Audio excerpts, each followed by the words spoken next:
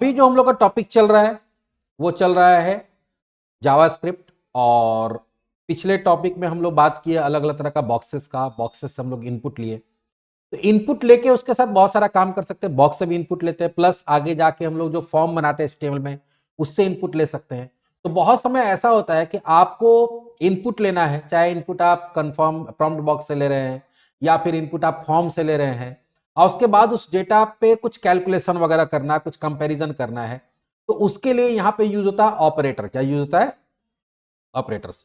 Operators are use to compute and compare value and test condition. Generally operator का use होता है या तो जो वैल्यूज वेरिएबल में है उसके साथ कंप्यूटेशन कैलकुलेशन करना है, या उसको कंपेयर करना, कौन किससे बड़ा है, कौन किससे छोटा है, कौन किसके बराबर है, उसके लिए इसका यूज होता है। या आगे जाके भी हम लोग इफ एल्स पढ़ेंगे, लूप पढ़ेंगे, वहां पे कंडीशन चेक करने के लिए यूज होता है। जावास्क्रिप्ट में बहुत तरह का ऑपरेटर होता है, लेकिन मोटा मोटी जो बेसिक ऑपरेटर होता है वो होता है arithmetic operator, arithmetic assignment operator, comparison operator और लॉजिकल ऑपरेटर, जो हम बेसिक ऑपरेटर में आता है।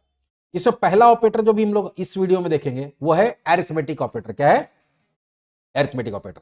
अरिथमेटिक ऑपरेटर का यूज होता है अरिथमेटिकल कैलकुलेशन या अरिथमेटिकल ऑपरेशन करने के लिए। और अरिथमेटिकल ऑपरेशंस क्या होता है? Addition, subtraction, multiplication, division and finding remainder. यहां परसेंट का मतलब परसेंट नहीं होता है, परसेंट का मतलब होता है रिमाइंडर फाइंड करने के लिए।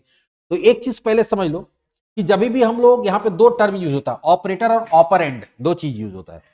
तो जो सिंबल होता है जैसे प्लस का, माइनस का, मल्टीप्लाई का, डिवाइड का, इसको मॉड्यूलस बोलते हैं। क्या बोलते हैं? मॉड्यूलस। परसेंट नहीं बोल के क्या बोलते हैं? मॉड्यूलस। ये बहुत लोग मॉड्यूलो बोलता है, मॉड्यूलो या मॉड्यूलस। तो मॉड्यूलो या मॉड्यूलस जो भी है, या ये सब है, मल्टीप्लाई है, डिवाइड है, इसको ऑपरेटर बोलते हैं। और ये ऑपरेटर जिस पे काम कर रहा है, जैसे ये प्लस है तो किसको इसको जोड़ रहा है? वाई और जेड को। तो वाई और जेड को बोलते हैं ऑपरेंड। क्या बोलते हैं? ऑपरेंड। लिखा हो ना, एड्स द ऑपरेंड। जो भी उसका ऑपरेंड है जिसपे वो काम कर रहा है उसको ऐड करेगा। ठीक है? तो एक होता है ऑपरेटर और एक क्या होता है? ऑपरेंड्स। ऑपरेटर जो सिंबल होता है, और वो सिंबल जिस पे काम कर रहा है, जिसके वैल्यू के साथ कैलकुलेशन कर रहा हो, क्या होता है? ऑपरेंड्स होता है। तो अगर प्लस का देखोगे तो क्या लिखा हुआ? Add the operands. जैसे यहां पे लिखा हुआ वाई प्लस जेड, तो वाई और जेड के वैल्यू को जोड़ेगा और उसको कहां डाल देगा? एक्स में। माइनस सब्ट्रैक्ट करने के लिए होता है। ये क्या करता है? Subtract the right operand from the left operand. ये हो गया राइट साइड में, हो गया लेफ्ट वाला। तो राइट वाले में से लेफ्ट को माइनस करेगा और उसका रिजल्ट रिटर्न करेगा, जो जाके इधर स्टोर हो जाएगा। ये होता है मल्टीप्लाई। ये दोनों को मल्टीप्लाई करेगा, वाई और जेड के वैल्यू को, और स्टोर कहां कर देगा? एक्स में। लेकिन ये एक्स वाई जेड पहले से बना होना चाहिए। ये डिवाइड है। Divide the left operand by right operand. Left वाले को लेफ्ट वाले से राइट वाले को डिवाइड करेगा, मतलब वाई को जेड से डिवाइड करेगा। और यह है modulus. Calculate the remainder of an integer division. देखो यहां क्या होगा, वाई मॉडुलस जेड दिए, तो वाई को जेड से डिवाइड करेगा, लेकिन उसका क्वोशंट ना रिटर्न करके रिमाइंडर शेषफल रिटर्न करेगा। पूरा पूरी डिवाइड नहीं करेगा, तब तक डिवाइड करेगा जहां तक डिवाइड हुआ, और उसके बाद जो रिमाइंडर होगा वो क्या करेगा? रिमाइंडर रिटर्न कर देगा। तो यहां पे एक्स में क्या आ जाएगा? एक्स, वाई और जेड का रिमाइंडर आ जाएगा। तो चलो, प्लस तो हम लोग यूज करके देखे ही, एक दो और यूज करके देख लेते हैं। फिलहाल हम लोग इसी को कॉपी पेस्ट करते हैं और 2 नंबर लेके सारा एक ही बार कर लेते हैं। 2 नंबर लेते हैं और एडिशन, सब्ट्रैक्शन, मल्टीप्लिकेशन, डिवीजन सब एक बार कर लेते हैं। कैसे करेंगे चलो देखते हैं।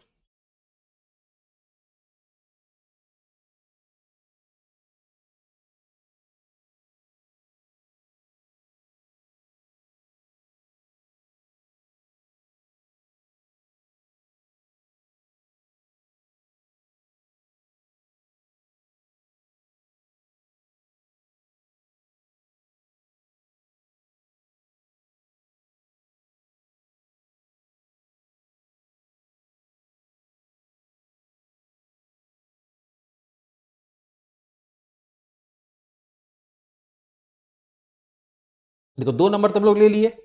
अब उसको क्या करते हैं? num3 = num1 + num2, और यहां प्रिंट कर देते हैं सम। क्या प्रिंट कर दिए? सम। अभी console.log में ही करते हैं क्योंकि इसी पे आदत डालना है हम लोग को। उसके बाद हम लोग क्या करते हैं कि हम बताते थे ना कि जो वेरिएबल होता है उसका वैल्यू चेंज कर सकते हैं, तो दूसरा वेरिएबल बनाने की जरूरत नहीं है। हम num3 में ही फिर क्या करते हैं? num1 - num2। अब उसको num1 - num2 कर दिए। अब फिर से उसको console.log करते हैं और यहां देते हैं सब, sub, सब्ट्रैक्ट हो गया। फिर हम लोग क्या करते हैं? इसी को कॉपी पेस्ट करते हैं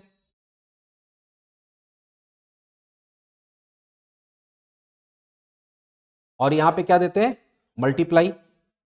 ये क्या हो जाएगा MUL, फिर num3 प्रिंट कर दिए, फिर होगा डिवाइड, देखो तो num3 का बार बार वैल्यू चेंज हो रहा है इसलिए इसको वेरिएबल बोलते हैं। ये हो गया डिव, और लास्ट करते हैं रिमाइंडर। रिमाइंडर के लिए क्या होता है num1 modulus num2, reminder num3। चलो इसको रन कराते हैं।